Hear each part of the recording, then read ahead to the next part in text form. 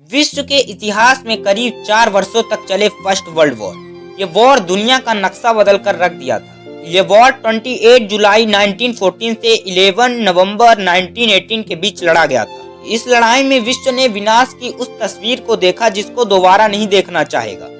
इस लड़ाई में 5 करोड़ से अधिक लोगों की मौत हुई थी। ये वॉर 2 ग्रुपों के बीच में लड़ा गया था, अलायंस पावर और एंट्रल पावर। अलायंस पावर के साथ ब्रिटेन, फ्रांस, रूस और 1917 में अमेरिका भी इस युद्ध में शामिल हो गया था।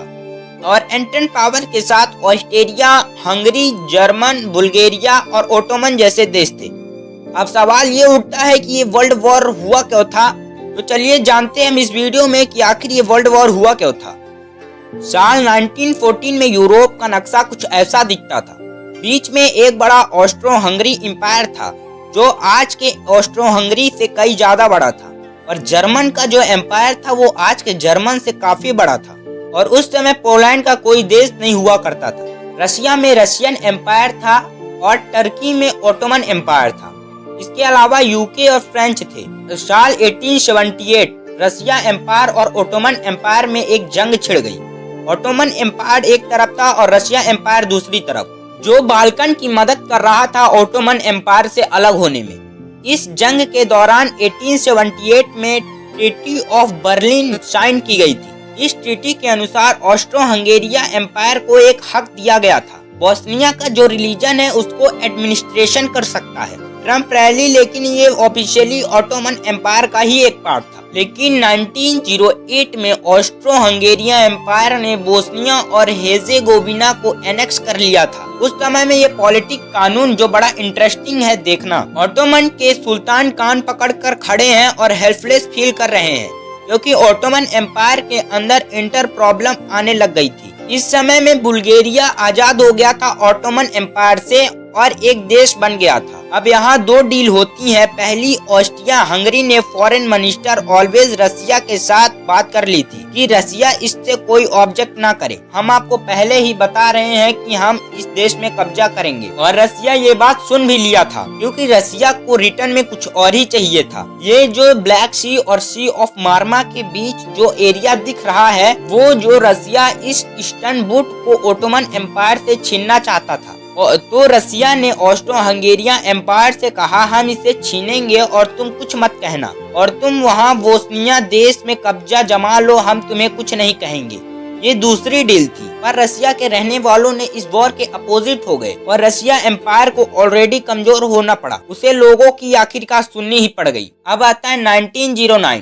ऑस्ट्रेलिया हंगरी एम्पायर ने जर्मन की तरफ देखता है और पूछता है अगर हम सरेबिया देश को कब्जा करते हैं तो क्या तुम मेरी मदद करोगे। तो जर्मन इसमें बोलता है हाँ बिल्कुल, तुम तो मेरे पुराने मित्र हो। अब दूसरी तरफ रसिया फ्रेंच से पूछता है क्या तुम मेरे साथ सरेबिया देश को बचाओगे। तो फ्रेंच ने साफ मना कर दिया। फिर कुछ सालों बाद आता है यंग बोस्निया। ये एक स्टूडेंट रिवॉल्यूशन ग्रुप है।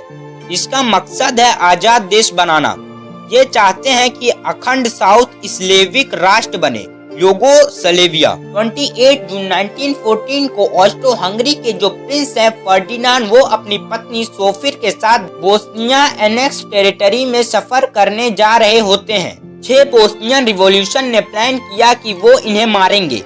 सुबह के करीब 10 बजे एक रिवॉल्यूशनरी जिसका नाम था कैवरिनोमिक, वो एक बॉम्ब फेंकता है। फर्डिनांड की गाड़ी में एक बॉम्ब फेंकते हैं, पर वो बॉम्ब गाड़ी के बोनट से लग के बगल के रोड में गिर जाता है और 20 लोग इंजर्ड हो जाते हैं। अब जो लोग इंजर्ड हो चुके थे, फर्डिनांड उनसे मिलने हॉस्पिटल जाते हैं और हॉस्पिटल का रास्ता भटक कर वो दूसरे रास्ते में चले जाते हैं। जब वे गाड़ी मोड़ने लगे तब उन्हें रियलाइज होता है कि एक रिवॉल्यूशनरी जो उनसे सिर्फ 5 मीटर की दूरी में खड़ा है, और 19 साल का एक स्कूल का छात्र गार्विला प्रिंसिप ने फर्डिनांड और उनके वाइफ के छल्ले छल्ले कर दिया था। खैर, इसे फांसी की सजा नहीं होती है क्योंकि इसे 20 साल होने के लिए 2 महीने और चाहिए रहते थे और लॉ के हिसाब से फांसी नहीं दी जा सकती थी। पर हाँ, 20 साल का जेल काटना पड़ा गार्विला प्रिंसिस को। ऑस्ट्रो हंगरी का महाराज इस घटना को देखकर आग बबूला हो गया और गुस्से में आकर जंग छेड़ दी सरेबिया के खिलाफ। रसिया पहुंचता है सरेबिया को बचाने। जर्मनी देखता है रसिया अब ऑस्ट्रो हंगरी के खिलाफ खड़ा हो गया है, तो जर्मनी ऑस्ट्रो हंगरी को ज्वाइन कर लेता है। इस बार फ्रेंच भी पीछे नहीं रहता, वो रसिया एम्पायर को ज्वाइन कर लेता है। इटली किसी के साथ नहीं था, क्योंकि ऑटोमन एम्पायर की दुश्मनी थी रसिया एम्पायर के साथ। तो ऑटोमन एम्पायर भी पहुंच जाता है ऑस्ट्रो हंगेरिया को सपोर्ट करने। अब यहाँ यूके भी रशिया कंपनी को ज्वाइन कर लेता है और इस तरह होता है फर्स्ट वर्ल्ड वॉर। अगर आपको थोड़ी सी भी वीडियो से नॉलेज गेन हुई हो तो वीडियो